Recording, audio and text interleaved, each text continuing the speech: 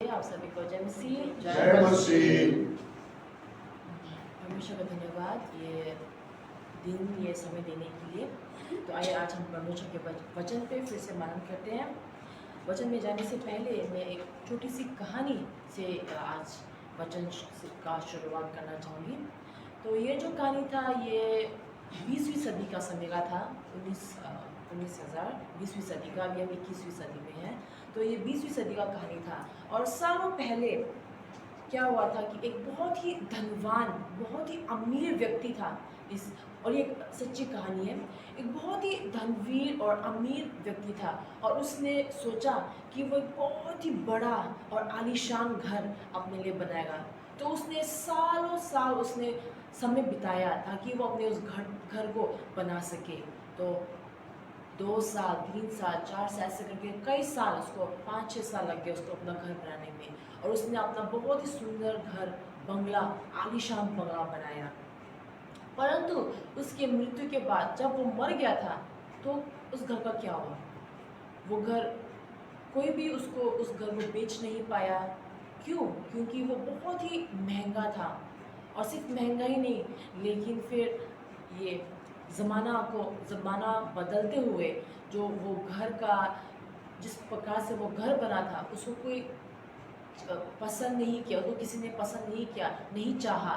क्योंकि ज़माना बदलने के साथ साथ लोग के भी जो उनकी जो दिलचस्पी थी उन अलग था, उनका जो स्टाइल था, जैसे हम कहते हैं स्टाइल अलग हो गया था। तो कोई भी उस घर को पसंद नहीं किया और ये वो बहुत महंगा था, उस घर को किसी ने भी नहीं चाहा। तो अंत में उस घर का क्या हुआ? लोग ने उस घर को बर्बाद कर दिया, नष्ट कर दिया, तोड़ दिया।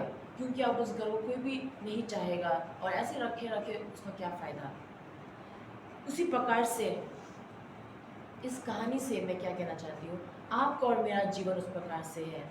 आपका मेरा जीवन उस प्रकार से है। इस प्रकार से कहानी में वो जो धनवीर व्यक्ति था, एक समय था बहुत ही अमीर था, उसका जो घर था बहुत ही आलीशान था, उसने सालों साल मेहनत करके अपना घर बनाया। लेकिन अंत में वो जो अमीर व्यक्ति था वो भी ना रहा और उसका जो आलीशान घर उसने जो साल साल बनाया वो भी ख़त्म हो गया। उसी प्रकार से आपका और मेरा जीवन उस प्रकार से है। आपका और मेरा जीवन हमेशा के लिए नहीं रहेगा, लेकिन एक समय आएगा जब आपका और मेरा जीवन भी खत्म हो जाएगा, इस पृथ्वी पर, इस धरती पर खत्म हो जाएगा।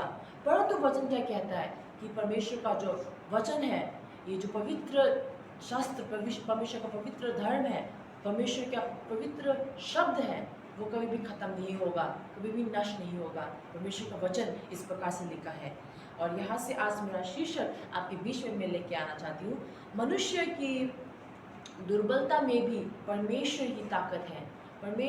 मनुष्य की दुर्बलता में भी परमेश्वर की ही ताकत है। In man's weaknesses also God is the strength. In man's weakness God is the strength. मनुष्य की दुर्बलता में भी परमेश्वर की ताकत है। और मैं आपको यशाया की पुस्तक उसका 40 अध्याय का 6 से 8 आयत आपको लेके जाना चाहूँगी।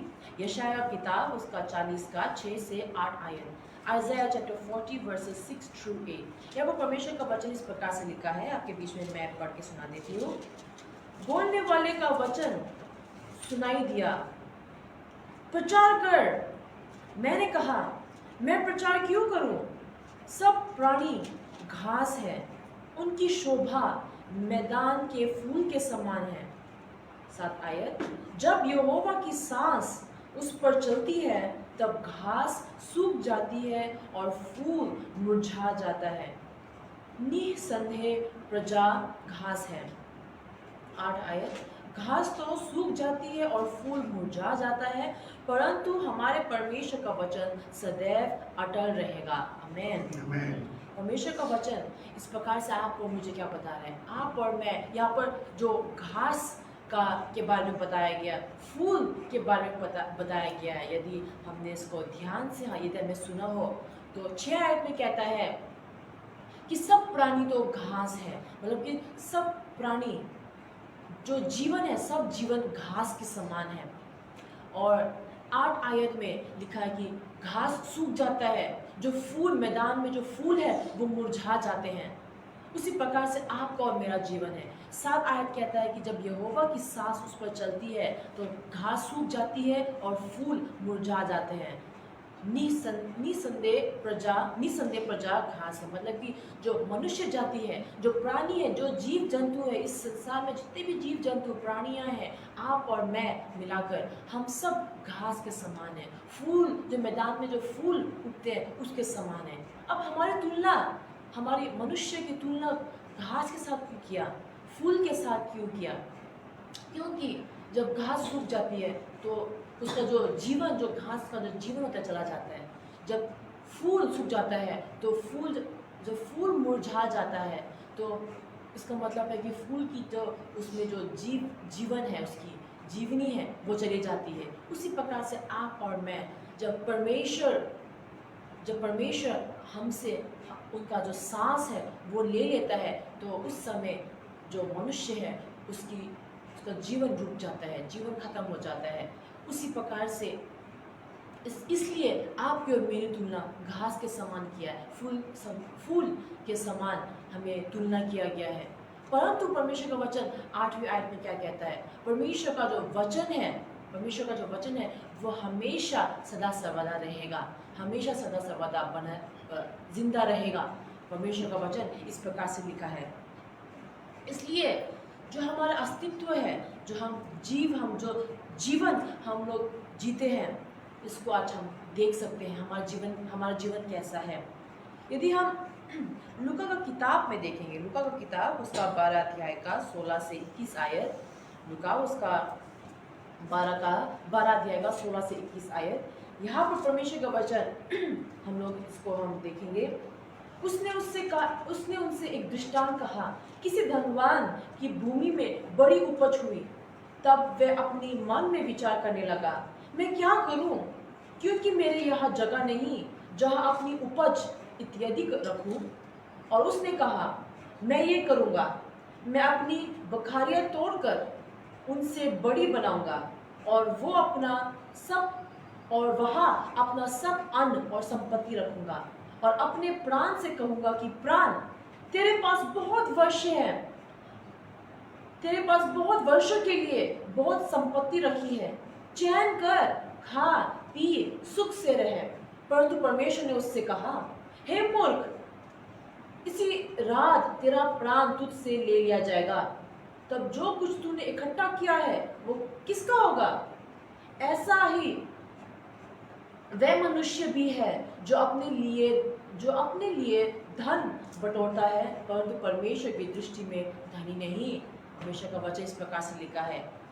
यहाँ से मैं क्या कहना चाहती हूँ, आपका और मेरा जीवन हमेशा के लिए नहीं है। यहाँ पर भी जो इस मूर्ख धनवान व्यक्ति ने सोचा था कि वो अपने लिए बहुत संपत्ति इकट्ठा करेगा, बाद में जब वो इकट्ठा करेगा, रखेगा, तो वो चैन का जीवन वो लेगा, वो खाएगा पिएगा और आराम का जीवन लेगा। लेकिन यहाँ पर परमेश्वर हमें याद दिलाना चाहता है कि आपका और मेरा जीवन हमेशा के लिए नहीं रहेगा। लेकिन कब हमारा जीवन परमेश्वर ले लेंगे हमें नहीं पता, शायद कुछ समय बाद, कुछ दिनों बाद, कुछ घंटे बाद। इसलिए हमें परमेश्वर के वचन पे हमेशा बने रहना चाहिए, क्योंकि हमारा जीवन हमारे हाथों में नहीं है परंतु परमेश्वर के हाथों में है।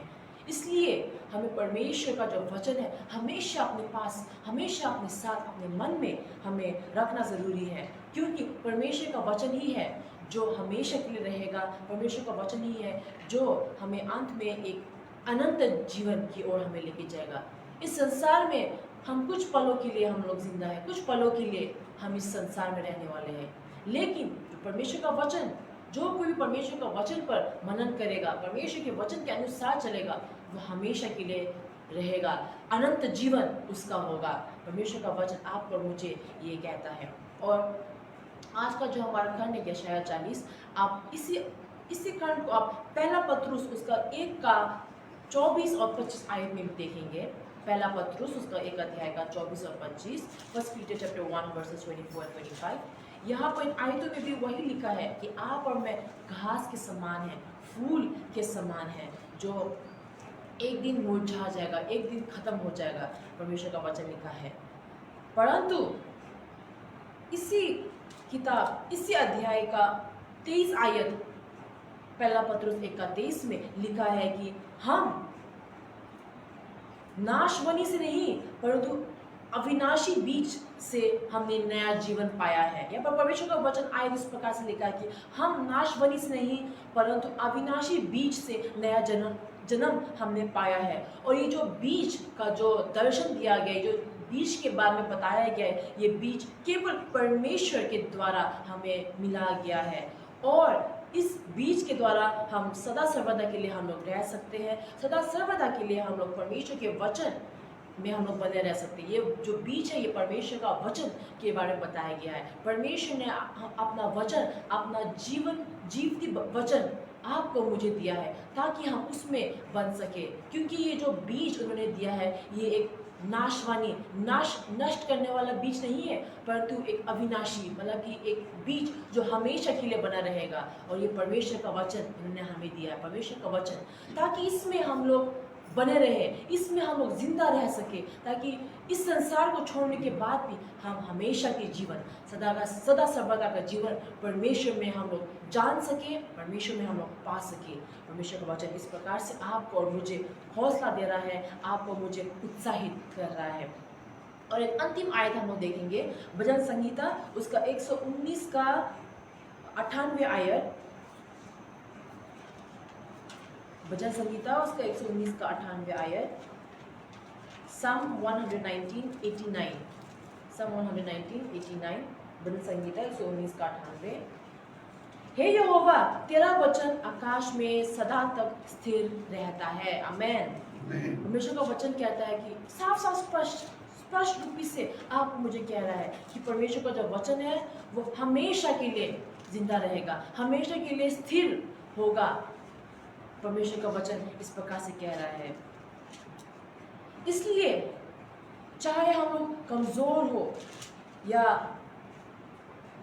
चाहे हम लोग कमजोर हो, हम लोग दुर्बल हो, चाहे हमारी जिंदगी सिर्फ कुछ पलों के लिए है, लेकिन ये एक खुशखबरी आपके लिए, मेरे लिए ये खुशखबरी है कि परमेश्वर का जो वचन है वो हमेशा के लिए रहेगा। इसलिए हमारी दुर्बलता में भी, हमारी कमजोरी में भी परमेश्वर का वचन हमारे साथ है। हमें हौसला देने के लिए वह हमारे साथ है। हमें ये एक चिन्ह दे रहा है, हमें ये एक वादा दे रहा है कि चाहे हमारा जिंदगी इस संसार में कुछ ही पलों के लिए हो, चाहे हमारी जिंदगी इस संसार में सदा सर्वदा के लिए ना भी हो, परंतु एक दिन आएगा जब हम इस संसार को छोड़कर हमारे स्वर्ग पिता के पास जाएंगे, तो हमें अनंत जीवन हमें मिलेगा। अनंत जीवन परमेश्वर में, परमेश्वर के द्वारा हमें मिलेगा। और उस अनंत जीवन के साथ में हम सदा सर्वदा हमारे पिता के साथ, हमारे पवित्र पिता के साथ, हमारे राजाओं के राजा के साथ हम लोग अपना जीवन हम लोग बिताएंगे।